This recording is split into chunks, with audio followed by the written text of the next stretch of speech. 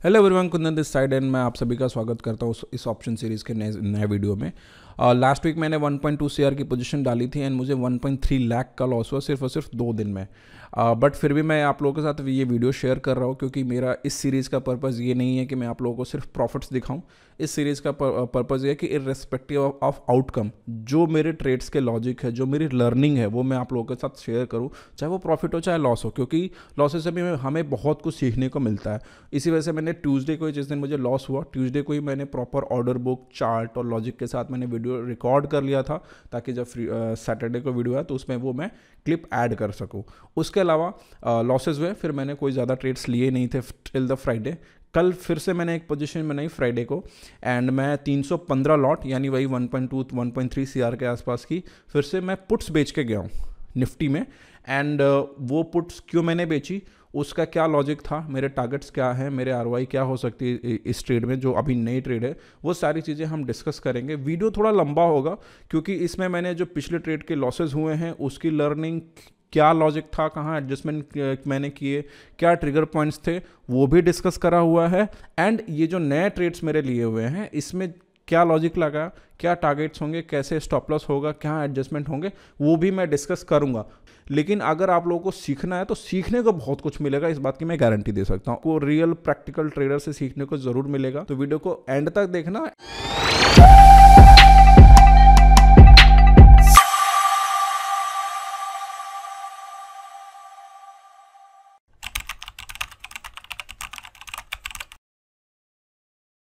तो चलो अभी सीधे स्क्रीन पे चलते हैं। सबसे पहले हम देखेंगे कि जो मैंने नया ट्रेड लिया हुआ है उसके क्या ट्रेड प्लान है और क्यों ट्रेड लिया, टारगेट्स क्या हैं, मेरी पोजीशन साइजिंग है, वो सारा पहले नए ट्रेड का डिस्कस कर लेंगे। उसके बाद हम देखेंगे कि जो प्रीवियस ट्रेड था उसका लॉजिक, जो लॉसेस हुए क्यों हुआ, उसकी मैंने जो ट्यूसडे को वीडियो रिकॉर्ड करी थी वो मैं ऐड कर दूंगा, तो आपको प्रीवियस ट्रेड की लर्निंग, लॉसेस और सब कुछ का लॉजिक समझ में आ जाएगा। सो सीधे स्क्रीन पे चलते हैं। सबसे पहले हम इस हफ्ते के जो नए ट्रेड्स हैं उनको डिस्कस कर लेते हैं एंड उसके बाद जो पिछले हफ्ते की जो ट्रेड्स थी वो डिस्कस करेंगे। तो कल मैंने 2 और ट्रेड लिए थे, स्टॉक ऑप्शंस में मैंने ट्रेडिंग करी थी। एक TVS मोटर्स में मैंने ट्रेड करा हुआ है और दूसरा HCL टेक में मैंने ट्रेड करा हुआ है। ये दोनों स्टॉक्स में जो मैंने ट्रेडिंग करी है, ट्रस्ट मी, जब इसको 5 मिनट देखो, मेरी गारंटी है कि आपको बहुत कुछ सीखने को मिलेगा। आपको ये समझ में आएगा कि नहीं, कैसे एक स्टॉक में हम समझते हैं कि कहाँ पे पोजीशन बनाई जा सकती है, क्या पोजीशन बनाई जा सकती है, कन्विक्शन को स्ट्रांग बनाने के लिए और क्या क्या पैरामीटर्स हैं जिनको हम नोट डाउन कर सकते हैं। तो जस्ट ये 5 मिनट का वीडियो देखना स्टॉक ऑप्शंस के अराउंड, आपको बहुत कुछ सीखने को मिलेगा एंड फिर आप कमेंट बताना कि आपको क्या नया सीखने को मिला। तो सबसे पहले ना देखो, TVS मोटर्स का मैं एक दिन पहले ही रात में ही मैंने डिसाइड कर लिया था कि TVS मोटर में मुझे एंट्री लेनी है क्योंकि ये एक प्रॉपर असेंडिंग ट्रायंगल का ब्रेकआउट था। उसके पहले इसको लोग पिनन भी बोल सकते हैं, फ्लैग एंड पोल भी बोल सकते हैं। फ्लैग एंड पोल ही कंसिडर करते हैं कि एक आफ्टर अप ट्रेंड एक प्रॉपर फ्लैग बना एंड उसका ब्रेकआउट हो गया, ये ब्रेकआउट कैंडल। ऑल्दो वॉल्यूम इतना अच्छा नहीं था, लेकिन मैं हमेशा से बोलता हूँ, अगर जो लोग मुझे काफ़ी टाइम से फॉलो करते हैं वो जानते हैं कि मैं हमेशा डिलीवरी वॉल्यूम पे ज़्यादा बिलीव करता हूँ अगर मैं पोजिशनल ट्रेडिंग करना चाहता हूँ तो। डिलीवरी वॉल्यूम मैंने बहुत बार पहले भी अपने वीडियोस में बात करी, आज भी इसी के लिए बात करूंगा। जब मैं रात में एनालिसिस कर रहा था तो मुझे एक कैंडल दिखी इस स्टॉक में जिसके बेसिस पे मैंने ट्रेड लिया हुआ, और वो कैंडल थी ये। अगर 5 जनवरी की कैंडल देखोगे तो कैंडल में कोई स्ट्रेंथ नहीं है, कोई स्ट्रेंथ नहीं है कैंडल में, एकदम नॉर्मल छोटी सी कैंडल बनी है, लेकिन उस दिन का वॉल्यूम बहुत अलग है। तो मुझे देखना पड़ा कि यार ये इतनी छोटी कैंडल बनी है लेकिन ये वॉल्यूम इतना ज़्यादा, क्योंकि पिछले 10 दिन तक इतना वॉल्यूम नहीं आया था। इसमें है क्या, स्टोरी है क्या? तो यहाँ पे जो वॉल्यूम मुझे दिख रहा है वो 2.26 मिलियन का वॉल्यूम दिख रहा है। लेकिन मैं पहले बता चुका हूँ कि ये जो आपको ट्रेडिंग व्यू पे वॉल्यूम दिखता है वो इंट्राडे और डिलीवरी दोनों का कंबाइंड वॉल्यूम होता है। एंड अगर आप एक पोजिशनल ट्रेडिंग करते हो तो पोजिशनल ट्रेडिंग में जो इंपॉर्टेंट है आपके लिए वो है डिलीवरी वॉल्यूम, कि डिलीवरी में कितना गया है। तो उसके लिए मैं देखा इसका डिलीवरी वॉल्यूम और वो देख के मैं सरप्राइज हो गया। अगर आप देखोगे तो 5 जनवरी को 81% का डिलीवरी वॉल्यूम था, मतलब कि टोटल 18,62,883 शेयर्स किसी ने डिलीवरी में लिए हैं। वो भी सोचो 2,000 रुपए का एक स्टॉक है, तो 2,000 गुणे 18,62,000 आप कर लो कि किसी ने कितने ज्यादा पैसे पंप किए इस स्टॉक में। राइट। अब जो इतने पैसे डाल रहा है ऑब्वियस सी बात है वो मतलब लॉस लेने के लिए डाल नहीं रहा, और ये रिटेल का काम नहीं है, किसी ना किसी इंस्टीट्यूशनल बायर का ही काम है।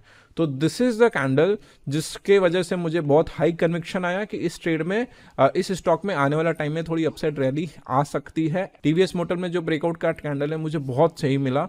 और दूसरी चीज, ये जो पैटर्न है ना फ्लैग एंड पोल, उसके बाद ये जो स्क्वीजिंग पैटर्न आपको देखने को मिल रहा है, ये जो स्क्वीजिंग पैटर्न आपको देखने को मिल रहा है, मतलब ये दी बेस्ट है। इससे बेहतर सेटअप नहीं होते हैं स्विंग ट्रेडिंग के लिए। या तो आप किसको कैश ट्रेड करना चाहते हो, ऑप्शंस में करना चाहते हो, ऐसे जो भी स्टॉक आपके रेजिस्टेंस के पास आके कंसोलिडेट करे ना और उसके बाद ब्रेकआउट दे, तो उनके सक्सेसफुल होने के चांसेस बहुत ही ज्यादा बढ़ जाते हैं। I don't know how many of you follow this, but मैं तो बहुत फॉलो करता हूँ कि रेजिस्टेंस के पहले कंसोलिडेशन हो, उसके बाद ब्रेकआउट हो, तो मैं बहुत बहुत बहुत ज्यादा उस पर रिलाई करता हूँ वैसे ब्रेकआउट्स पे, और वो सक्सेसफुल भी होते हैं। और दिस इज द रीजन, एक जो 5 जनवरी का वॉल्यूम और दूसरा ये इस दिन का ब्रेकआउट कैंडल, ये दोनों चीजों ने मुझे बहुत ज्यादा कन्विंस किया इस ट्रेड को कैरी करने के लिए। एंड अभी तो मैं ऑर्डर बुक नहीं दिखा पा रहा हूं क्योंकि मतलब अभी ये वीडियो मैं सैटरडे शूट कर रहा हूँ तो और सारे सेटलमेंट हो गए हैं, लेकिन मैंने अपने स्टूडेंट्स के साथ शेयर किया था ये टीवीएस मोटर की जो कैंडल थी, जो टीवीएस मोटर का ट्रेड था, मैंने 919 पे ही ट्रेड ले लिया था।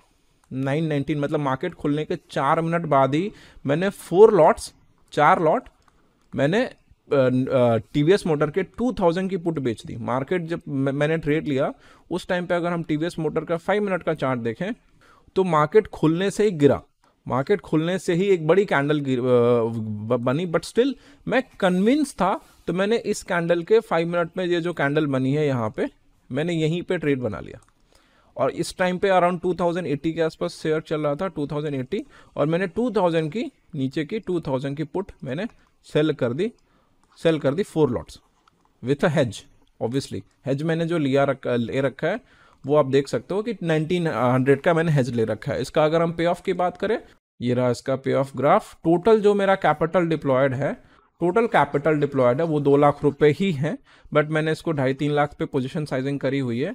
एंड अगर आप रिटर्न देखोगे ऑन अ डिप्लॉयड कैपिटल तो 11% का रिटर्न है। बट ऑब्वियसली मतलब हम इसको देख के नहीं ट्रेड लेते हैं, मैंने सिंपली देखा कि कहाँ तक मार्केट नहीं आ सकता और मेरा ट्रेड प्लान कैसे बन सकता है कि वहाँ कहाँ पे एडजस्टमेंट होगी, ये सारी चीज़ें देख के मैंने ये ट्रेड लिया। आई होप आपको समझ में आ गया होगा। अभी टीवीएस मोटर अगर ऊपर जाता है आई बुक पूरा का पूरा profit, I wait till the expiry. And अगर रिवर्सल होता है तो मैं बता देता हूँ आप लोगों को कि किस पॉइंट पे मैं एडजस्टमेंट स्टार्ट करूंगा। सिंपल सी बात है, अगर क्योंकि देखो मैं डाउ थ्योरी बहुत ज़्यादा फॉलो करता हूँ। अगर अगेन जो लोग मुझे काफ़ी टाइम से फॉलो करते हैं वो जानते हैं कि मैं डाउ थ्योरी का कितना बड़ा फ़ैन हूँ। Higher high, higher low, higher high, higher low, and then अभी यहाँ से अगर थोड़ा सा भी मार्केट ऊपर जाता है, जो कि SGX निफ्टी को देख के लग रहा है कि मार्केट गैप अप खुलेगा, और अगर ये फॉलो अप आ जाता है देन ये जो मेरा लेवल है जो हायर लो बना था ये मेरा ट्रिगर पॉइंट हो जाएगा, एडजस्टमेंट ट्रिगर पॉइंट। और इसके नीचे जाते ही I will start adjusting my position.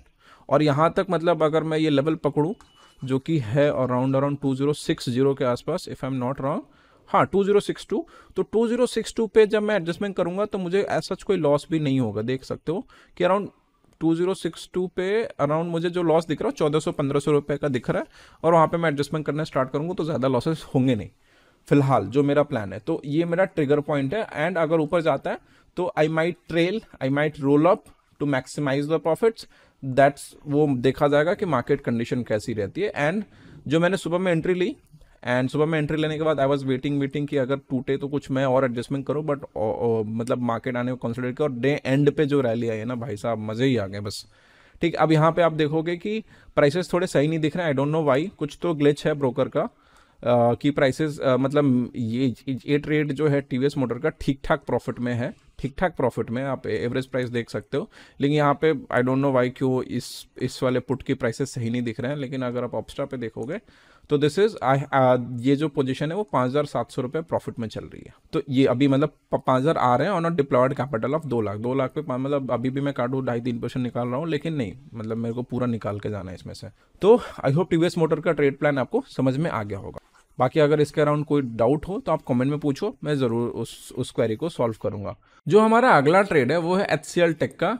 अगर मैं आपको दिखाऊं, ये देखो HCL टेक में मैंने पुट बेची हुई है। अब इस HCL टेक को समझने के लिए पहले हमें समझना पड़ेगा निफ्टी आईटी को। कल आप लोगों को पता होगा कि निफ्टी आईटी का दिन था, मतलब आईटी के टीसीएस और इन्फोसिस के रिजल्ट आए थे, बम्पर गेन मिला, दोनों टीसीएस भी ऊपर थे और इन्फी भी ऊपर थी, एंड उसके वजह से पूरा का पूरा आईटी सेक्टर बहुत ही ज़्यादा ऊपर था। एंड निफ्टी आईटी के इंडेक्स में भी अगर आप देखोगे तो एक बहुत ही अच्छा ब्रेकआउट हुआ, काफ़ी दिन से वो रेजिस्टेंस बना हुआ था एंड उसका ब्रेकआउट कल हो गया, राइट, परफेक्ट ब्रेकआउट हुआ। अब देखो मेरा क्या इसमें प्लान होता है कि जब कभी भी अगर कोई इंडेक्स बहुत स्ट्रेंथ दिखा रहा है और इस उस इंडेक्स के सारे ही स्टॉक इंडेक्स स्ट्रेंथ दिखा रहे हैं, तो फिर मैं क्या करता हूं कि उस इंडेक्स के सबसे स्ट्रॉन्गेस्ट कैंडिडेट पे ट्रेड डालता हूं। मतलब कि अगर मैं निफ्टी आईटी की बात करूं तो निफ्टी आईटी में जो सबसे स्ट्रॉन्गेस्ट लार्ज कैप स्टॉक है वो है HCL टेक, क्योंकि अभी तक आपका टीसीएस हो गया, इन्फोसिस हो गया, उसमें नया हाई नहीं बना है, लेकिन HCL टेक काफी टाइम पहले ही नया हाई बना चुका था। एंड तो निफ्टी आईटी के स्ट्रेंथ देखी मैंने, निफ्टी आईटी के स्ट्रेंथ के बाद I decided to trade in IT stocks. उसमें मैंने डिसाइड करा कि मैं सबसे स्ट्रॉन्गेस्ट कैंडिडेट को ट्रेड करूंगा। उसमें मैं काफी टाइम से मैं आईटी सेक्टर को ट्रैक कर रहा था, तो मेरे को पता था कि रिसेंटली HCL टेक ने अपना ऑल टाइम हाई का वीकली टाइम फ्रेम में ब्रेकआउट दिया है, यहां पे एक प्रॉपर राउंडिंग बॉटम का ब्रेकआउट दिया था, तो ये मेरे दिमाग में था। बाकी इन्फोसिस और टीसीएस और विप्रो के चार्ट्स देख लो, आप जाके देख सकते हो, उन्होंने अभी एटीएच क्लियर नहीं करा है, तो ये ब्रेकआउट हो गया था। ब्रेकआउट के बाद फॉलो अप कैंडल आई नहीं थी, अभी कंसोलिडेशन मोड में चल रहा था, तो आई वाज वेटिंग कि अगर इस लेवल का ब्रेकआउट होता है देन अपना काम हो जाएगा, मैं इसमें आराम से पोजिशन बना सकता हूं। एंड क्योंकि निफ्टी आईटी अब था, यहां पे भी हमें ब्रेकआउट देखने को मिला। अब उसके बाद आते हैं कि मैंने क्या किया, बहुत इंटरेस्टिंग है लेकिन आपको समझ में आ जाएगा। उसके बाद देखो मैं थोड़ा लोअर टाइम फ्रेम में गया एंट्री बनाने के लिए। देखो स्टॉक सिलेक्शन हो गया कि क्यों किया, निफ्टी आईटी स्ट्रांग थी, उस स्ट्रेंथ की वजह से मैंने उस इंडेक्स का, उस सेक्टर का सबसे स्ट्रांगेस्ट कैंडिडेट पता करा।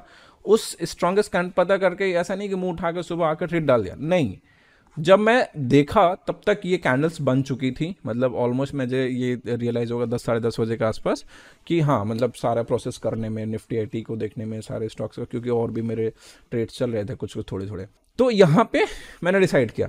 अब प्रॉब्लम क्या हुई कि यहाँ एक फॉल आया था, बड़ी कैंडल आई थी, ये था, और मैंने अराउंड इस लेवल के 11 साढ़े 10 11 बजे के आसपास देखा था, तो ये इसके अपने सपोर्ट जोन में, मतलब यहाँ से सपोर्ट लेके बार बार इसी के आसपास ट्रेड कर रहा था। तो मैंने कोई जल्दबाजी नहीं दिखाई, क्यों, क्योंकि अगर ये सपोर्ट ले रहा और अगर यहाँ से टूट गया तो फिर जो ब्रेकआउट कैंडल ऐसी बन रही है, स्ट्रॉन्ग कैंडल बन रही है, वो शायद ऐसी कैंडल बन जाए, शैडो ऊपर रह जाए। तो मुझे इस ट्रैप में नहीं फंसना था, तो मुझे था कि नहीं, मुझे वेट करना है प्रॉपर, जब एटलीस्ट ये रेजिस्टेंस टूटेगा तो ही मैं ट्रेड लूँगा। एंड मैंने सिंपल अलर्ट लगा दिया 15:33 का, हाँ 2:25 के आसपास ये अलर्ट बजता है। मैं तुरंत ही उस टाइम पे जो मैंने स्ट्राइक सेलेक्ट की, मैं बहुत सेफ होके गया, ऑल दो सारी चीज़ें स्ट्रेंथ थी, लेकिन फिर भी उस टाइम पे मैंने बहुत ही सेफ ट्रेडिंग ली। रीज़न देता हूँ क्यों। मैंने उस टाइम पे जो ट्रेड लिया, बताता हूँ, एक मिनट। मैंने उस टाइम पे जो पुट बेची है, वो मैंने बेची है 1420 का, 1420 का मैंने पुट बेचा, काफ़ी सेफ है। मैं दिखाता हूँ कहाँ पे मैंने बेचा था।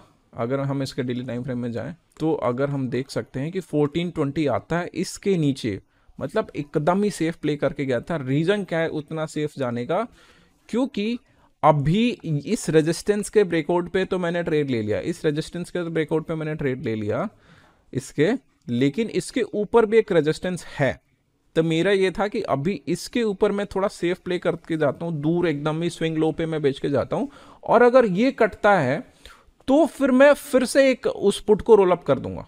एंड वही किया मैंने, पहले यहाँ पे ले लिया, एंट्री ले ली 1420 का, मैंने 1420 का मैंने पुट बेचा, वो पुट मैंने सेल करी है अराउंड ₹7.40 मैंने 4 लॉट बेचे।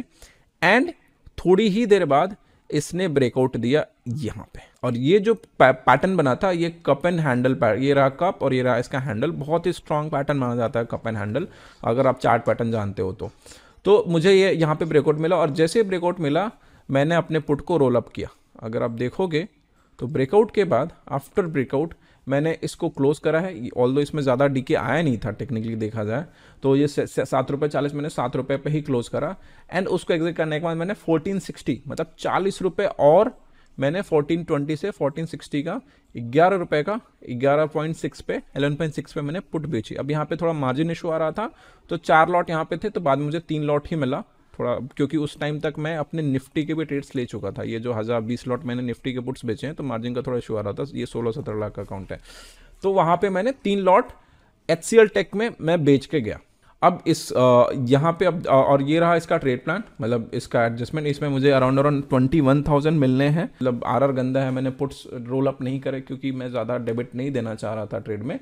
एंड निफ्टी इतनी स्ट्रांग थी, तो मैं सोचा कि चलो अगर रिवर्सल कुछ दिखेगा तो वी विल एडजस्ट। अब इसमें रही बात ट्रिगर पॉइंट की, कि भाई ट्रिगर पॉइंट क्या है, कहाँ पे आप एडजस्टमेंट स्टार्ट करोगे, कहाँ पे ऐसा कौन सा लेवल होगा जहाँ पे will start adjusting your position. तो देखो फॉर नाउ मेरा एडजस्टमेंट जो ट्रिगर पॉइंट होगा वो यही होगा 1520 के नीचे जब कैंडल क्लोज होगी कोई भी 15 मिनट टाइम फ्रेम में इसके नीचे, तो फिर मैं अपने ट्रेड में एडजस्टमेंट, ऑल पुट स्प्रेड है, मैं इसमें एडजस्टमेंट स्टार्ट करूंगा। अगर मैं 1520 तक देखूं तो जो मेरा लॉस है 4000 रुपये का है, दैट्स फाइन, उतना मैं लॉस आराम से झेल सकता हूँ। और यहाँ पे आएगा तो मैं एडजस्टमेंट स्टार्ट कर दूंगा। ऑल्दो आने नहीं वाला है जहाँ तक जहाँ तक उम्मीद है मुझे, क्योंकि विप्रो आई गेस जो विप्रो ADR है वो 15% अप है। तो निफ्टी मैं एक्सपेक्ट कर रहा हूँ कि काफ़ी बड़ा गैप अप होने वाला है IT स्टॉक्स में। सो ये 2 स्टॉक्स थे मेरे। आई होप कि आपको लॉजिक समझ में आया होगा कि how I selected this stocks, मैंने ट्रेड कैसे किया। सेफ पहले प्ले करा, थोड़ा जब व्यू सही हुआ उसके बाद रोल अप किया। अग्रेसिव जाना जरूरी नहीं है, आप पहले सेफ प्ले करो, बाद में जब आपका ट्रेड आपके फेवर में जा रहा है फिर आप उसको रोल अप करके उसको फेवर में ले जाओ। ऑल्दो वॉल्यूम भी देख लो भाई, बहुत अच्छा वॉल्यूम आया है ब्रेकआउट पे, डे एंड तक वॉल्यूम बहुत अच्छा गया था, तो वो भी मेरे लिए एक प्लस पॉइंट है। आई नो वीडियो बहुत लेंदी हो रहा है, लेकिन ट्रस्ट में बहुत कुछ सीखने को मिलेगा आपको, ठीक है। उसके बाद आते हैं अब निफ्टी के ट्रेड में। अब आ जाते हैं निफ्टी के सिंपल ट्रेड में, कि निफ्टी में मैं जो टोटल बेच के गया हूँ, मैंने टोटल निफ्टी के 314 लॉट बेचे हैं। मैं दिखा देता हूँ पहले कि कहाँ कहाँ क्या है। ये रहा मेरा एक पोजीशन, ये रहा जिसमें 120 लॉट में बेच के गया हूँ। निफ्टी के मैंने 21,400 की पुट बेची है और 21,200 की पुट खरीदी है। ये मेरा हेज है। 120 लॉट इसमें है एंड 20 लॉट तो आपको यहीं दिख रहा है, 21,400 और 21,200। उसके अलावा भी है, रुको मैं दिखाता हूँ। हाँ, उसके अलावा यहाँ पे 90 लॉट्स हैं, तो 120, 90, 210 हो गए और 20 यहाँ पे 230 और जो हैं जो 100 लॉट के आसपास हैं वो आपको और अकाउंट से उनका ऑर्डर बुक मैंने टेलीग्राम में शेयर कर दिया है, आप वहाँ पे जाके चेकआउट कर सकते हो। तो टोटल 5 अकाउंट्स मिला के मैंने 314 लॉट बेचे हुए हैं, जो कि अराउंड हो जाता है 1.2 CR के आसपास, अगर 1.15 CR के आसपास का जो डिप्लॉयमेंट है। जो मैं क्रेडिट लेके गया हूँ 1,60,000 के आसपास लेके गया हूँ, क्योंकि मेरे को ज़्यादा रिस्क लेना नहीं था। मतलब मेरा ये था कि अगर मुझे 1% मिल रहा है दैट्स फाइन, तो यहाँ पे मैं 1.5% का क्रेडिट लेके गया हूँ।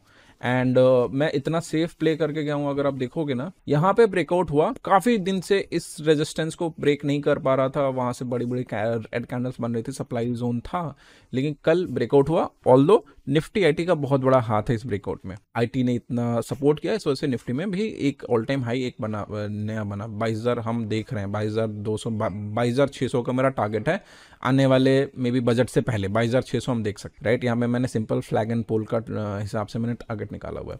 तो यहाँ पे ब्रेकआउट हुआ। अब ब्रेकआउट होने के बाद मैं थोड़ा, जैसा कि मैंने बताया कि मैं हमेशा ये टारगेट करता हूँ कि मुझे पैसा कितना बनाना है, इस जो भी मैं ट्रेड प्लान कर रहा हूँ। तो मुझे 1% का ही लालच होता है, उससे ज़्यादा का लालच होता नहीं एक हफ्ते के लिए। तो मैंने उस हिसाब से मैंने प्रीमियम्स देखे, क्या मैं बेच सकता हूँ, क्या बेचने से 1% मिल जाता है। तो यहाँ पे मुझे ठीक ठाक प्रीमियम्स मिल रहे थे। उस टाइम पे 21 रुपीज़ का चल रहा था और 11 मेरे को 10 रुपये पर लॉट मिल रहे थे। That was more than enough, ठीक है। तो मैंने यहाँ पे अराउंड 1.5% का क्रेडिट लेके ये बेच दिया। अब इसका सेफ क्यों है, क्योंकि 0.1 डेल्टा है, 0.1 डेल्टा से भी कम है इसका डेल्टा।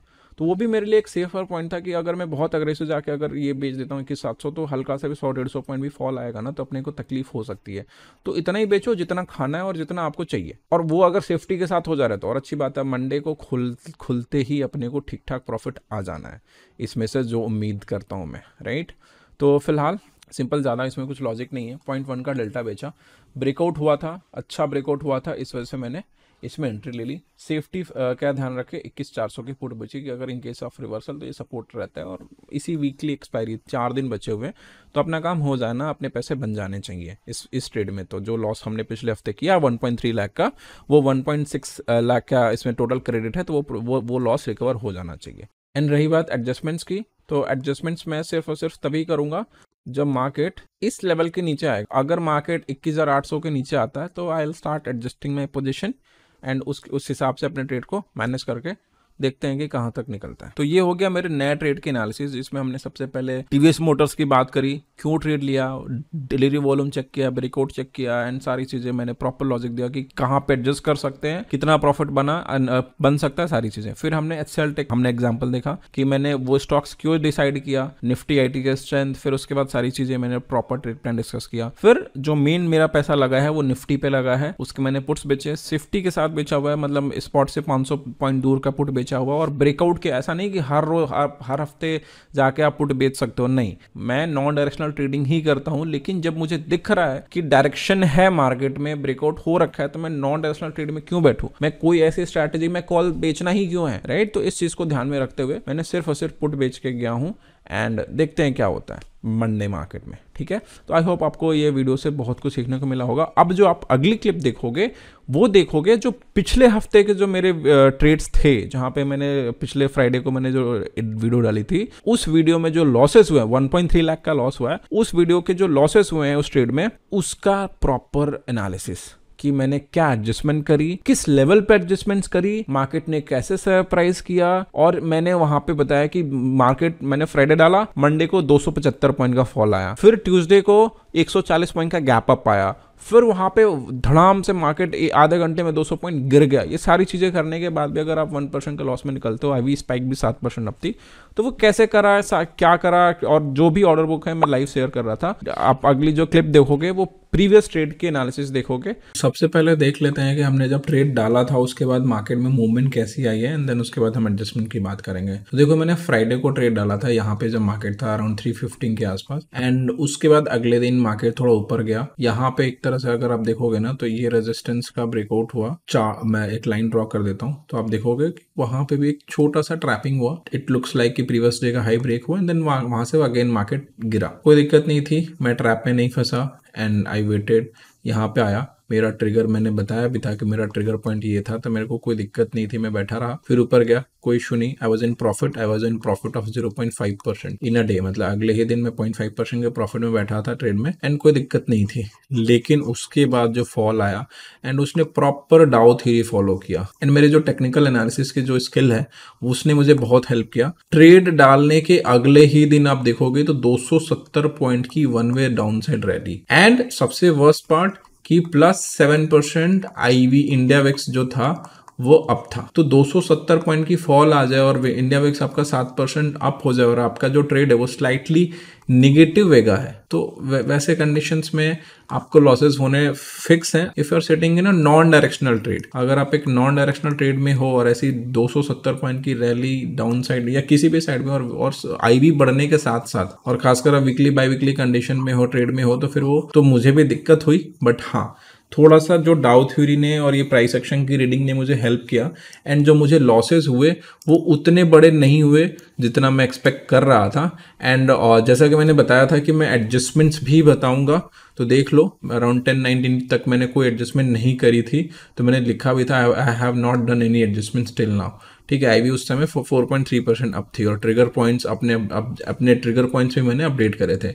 उसके बाद फिर जब मार्केट में एडजस्टमेंट्स हुई, टेलीग्राम ग्रुप में शेयर किया विथ स्ट्राइक प्राइस की मैं कौन सा कर रहा हूँ, किस टाइम पे क्या एडजस्टमेंट्स करी और क्यों एडजस्टमेंट करी, और मेरा प्रॉफिट और एमटीएम भी मैं अपडेट कर रहा था कि कितना हो गया, एंड मैंने ट्रिगर पॉइंट भी बता दिया कि किस लेवल पे मैं क्या एडजस्टमेंट्स करने वाला हूँ। सो मैं सारे अपडेट्स दे रहा था, और डे एंड तक बीच में इतने फॉल आने के बाद भी मैं अराउंड 2 बजे तक I was in profit again, मैं फिर से प्रॉफिट में आ गया।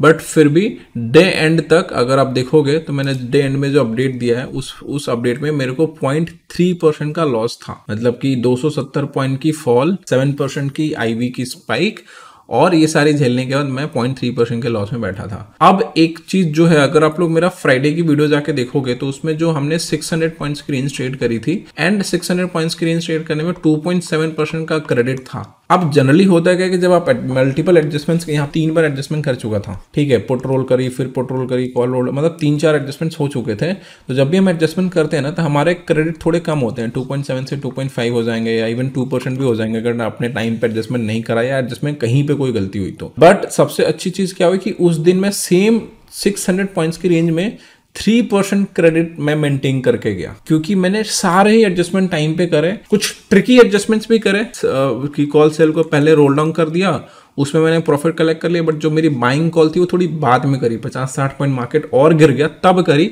इससे क्या हुआ, मेरी बाइंग कॉल में थोड़ा कॉस्ट बच गया। तो ये सारे ट्रिकी एडजस्टमेंट्स की वजह से मैंने सेम 600 पॉइंट की रेंज में इतनी एडजस्टमेंट्स करने के बाद भी 3% के क्रेडिट में बैठा था। जब कभी भी आप नॉन डायरेक्शनल ऑप्शन सेलिंग करते हो ना, तो क्रेडिट होल्ड करना बहुत ही ज़्यादा इंपॉर्टेंट हो जाता है, क्योंकि अगर क्रेडिट नहीं रहेगा ट्रेड में ना, फिर आगे के एडजस्टमेंट्स करना और वो सारी चीज़ें बहुत मुश्किल हो जाती है। तो मेरा जो मंडे था बहुत अच्छा गया, मैं मतलब it was a win situation for me, seeing the market conditions and the volatility की 270 पॉइंट्स की फॉल आई एंड विक्स भी अप हुआ, फिर भी मैं सिर्फ 0.3% के लॉस में था। तो ओवरऑल जो मेरा लॉस था सारे ही अकाउंट्स में, वो भी मैंने अपडेट किया कि टोटल आपका क्या था, अराउंड -38,000 ऑन 1.2 CR, ठीक है। टोटल 1.2 CR के पोजीशन साइजिंग पे सिर्फ 38,000 का लॉस था। That was like decent enough for me, मेरे को कोई दिक्कत नहीं थी।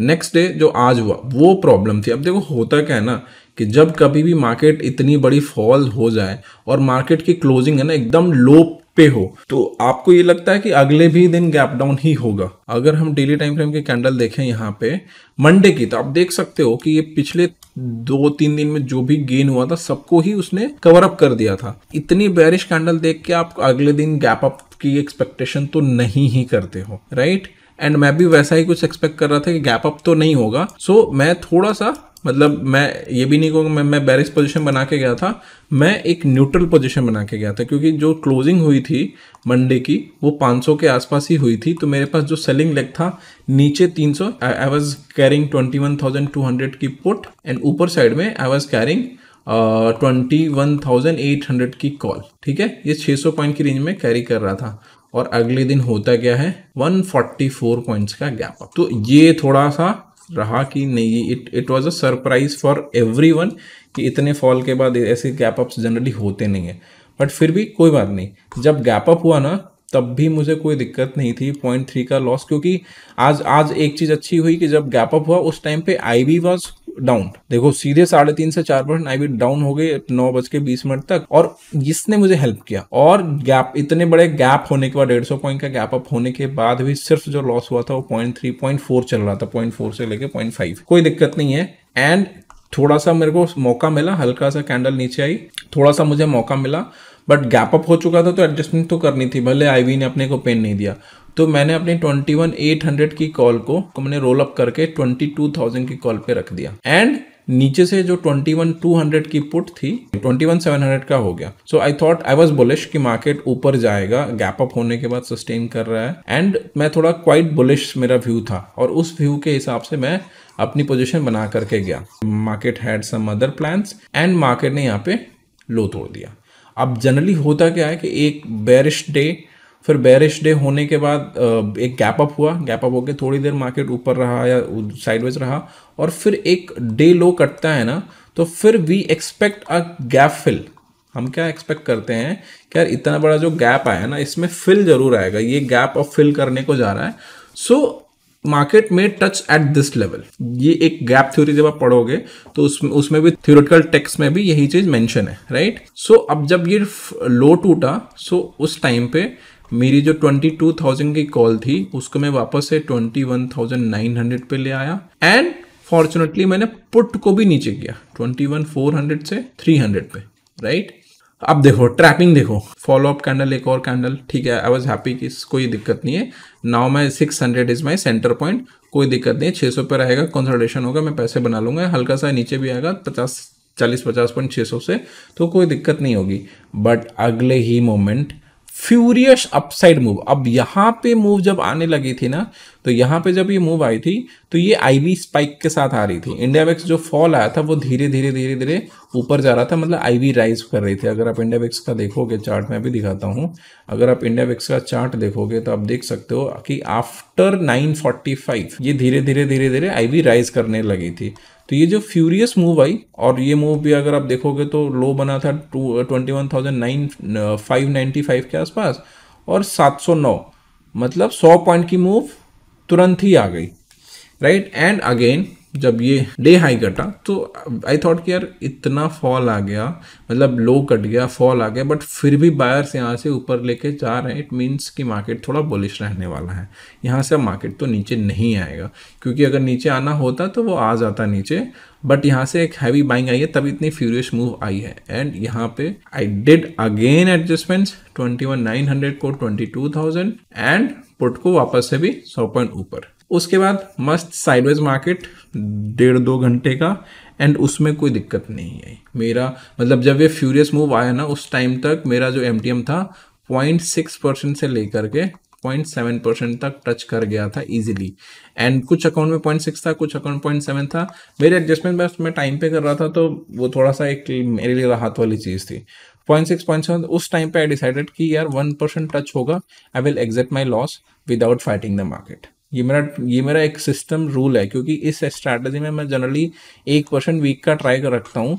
तो मेरा ये था कि अगर वो मिलेगा तो मैं निकल लूंगा, एंड उतना लॉस भी होगा तो मेरा सिस्टम भी वही है कि अगर 1% का मैं टारगेट लेके चल रहा हूँ तो 1% का ही लॉस होता है, क्योंकि ऑप्शन सेलिंग में प्रोबेबिलिटी हाई होती है। तो इस वजह से मैं 1:1 पे I can easily play, right. कोई दिक्कत नहीं यहाँ तक। अब जब ये फॉल आया तो आई वॉज कॉशियस कि मार्केट नीचे आएगा, ओट को रोल डाउन हल्का सा कर दिया, लेकिन honestly I was not expecting this कि जहां कल मार्केट है वहीं पे आ जाएगा। विद इन 1 आवर 205 पॉइंट की फॉल देखने को मिलेगी। एंड यहाँ पे मेनली प्रॉब्लम क्या हुआ, मेरे को ऐसा कोई दिक्कत नहीं होती, लेकिन ये जो कैंडल्स की साइज थी ना, इसमें हुआ 2 चीज। एक, गामा बहुत ज्यादा स्पाइक कर गया, गामा स्पाइक की वजह से मतलब MTM में बहुत गंदा लॉस दिखा, एंड आईवी भी स्पाइक कर गई थी इन्हीं कैंडल्स में। और ये दोनों मतलब डेल्टा मुझे ऐसा उतना परेशान नहीं किया जितना गामा और आईवी, ये दोनों ने स्पाइक करके मेरा MTM को 1% टच कर दिया, क्योंकि यहाँ पर तक 0.7 0.6 चल रहा था। फिर ये जब फेज आया वापस से I was in sitting in just 0.3% का लॉस में कंफर्टेबल था कि आराम से चलो कोई दिक्कत नहीं हो जाएगा। लेकिन जब ये फॉल आया और ये इतनी बड़ी बड़ी कैंडल्स बनी, इसने मेरे लॉसेस को 1% का क्रॉस कर दिया, and I just simply gave up. बहुत सारे लोग कह सकते हैं कि आप बैठ सकते थे, एडजस्टमेंट कर सकते थे, टाइम पे एडजस्टमेंट हो सकती थी, बट आप समझो जब आप एक नॉन डायरेक्शनल स्ट्रैटेजी में बैठे होते हो ना, और इतनी सारी एडजस्टमेंट जब आपको मार्केट में करनी पड़े विथ वॉलेटिलिटी, तो और आपका जो प्री डिसाइडेड लॉस था, अगर वो लॉस हो रखा है ना तो आप काट लो। बहुत सारे लोग यहाँ से मेरे से डिसएग्री कर सके, मुझे कोई दिक्कत नहीं है, बट व्हाट आई नो कि 1% का लॉस लेना is very much comfortable to me, क्योंकि मैं वो रिकवर कर सकता हूँ। लेकिन मैं बैठता ना तो वो 1.5 में लेके निकलता, क्योंकि ये फॉल बहुत नीचे तक आई है। मैं कितना भी एडजस्टमेंट करूँ एक टाइम के बाद, आपके पास हजारों एडजस्टमेंट पता हो, बट फिर भी ये मैंने सीखा है बहुत टाइम के साथ कि जब लॉसेस हो तो लॉसेस काट लो। लॉसेस काटना बहुत ही ज़्यादा इंपॉर्टेंट है। ये लोग नहीं समझते हैं, मतलब नहीं करते हैं, वही बड़े लॉसेस करते हैं। मतलब 1% का लॉस हुआ, नहीं एक्सेप्ट किया, 1.5 हो गया, नहीं एक्सेप्ट किया, 2 हो गया, अब एक्सेप्ट करने की हालत में नहीं हो, 3, 4, 5% के लॉसेस हो जाते हैं, बैठे रहते हैं, और फिर वहाँ पे उनको इवेंचुअली तो लेना ही है ना लॉस, क्योंकि आपके हाथ में तो नहीं है, ऑप्शंस है, एक्सपायर भी होना है। तो वो कंडीशन में मुझे जाना ही नहीं है। मुझे मतलब कि आप जब तक फाइट कर सकते हो मार्केट से तब तक फाइट करो, जब तक कि आपका जो प्री डिसाइडेड RMS है, प्री डिसाइडेड लॉस है, वो हिट नहीं होता ना, आप फाइट करो। लेकिन सारी फाइटिंग के बाद भी अगर वो लॉस हिट हो गया ना, फिर वहां पे एक्सेप्ट कर लो, क्योंकि वो जो लॉस डिसाइड करा ना, that is comfortable to you, वो आप रिकवर कर सकते हो अगले ट्रेड में। लेकिन अगर यहीं पे मैं इसको नहीं एक्सेप्ट करूं और अगले दिन के लिए होल्ड करूं, अगले दिन भी ऐसा गैप अप या गैप डाउन हो जाए, वो 2% का लॉस हो जाए, 2.5% का हो जाए, फिर तो मेरा पूरा महीना गया ना। लेकिन अगर ये 1% का लॉस मैंने लिया है, अगले वीक ट्रेड लूंगा, वो रिकवर हो जाएगा, तो अभी भी मेरे पास 2 हफ्ते होंगे मेरे को पॉजिटिव में क्लोज करने के लिए। So this is my philosophy. और ये फिलोसफी भी नहीं है, बहुत मेहनत से, बहुत पैसे गंवाने के बाद सीखा है कि भाई लॉसेस को एक्सेप्ट करना इज ज़रूरी। एंड मैं आपको ऑर्डर बुक भी दिखाता हूँ सारे एडजस्टमेंट्स का कि कितने कितने बजे क्या क्या हुआ। अगर मैं देखूँ तो मतलब ये जब कैंडल बनी अराउंड 228 के आसपास, 220 के आसपास, तो मैंने अपनी पोजीशंस काट ली थी। बाद में कुछ बैंक निफ्टी के रेट से मैंने अराउंड 227 के आसपास सारी पोजीशंस काट ली। एंड अगर मेरा डे एमटीएम देखोगे तो यहाँ पे जो दिख रहा है ये बाद में मैंने एक बैंक निफ्टी की ट्रेड ली, ये अलग है, मैं दिखाता हूँ।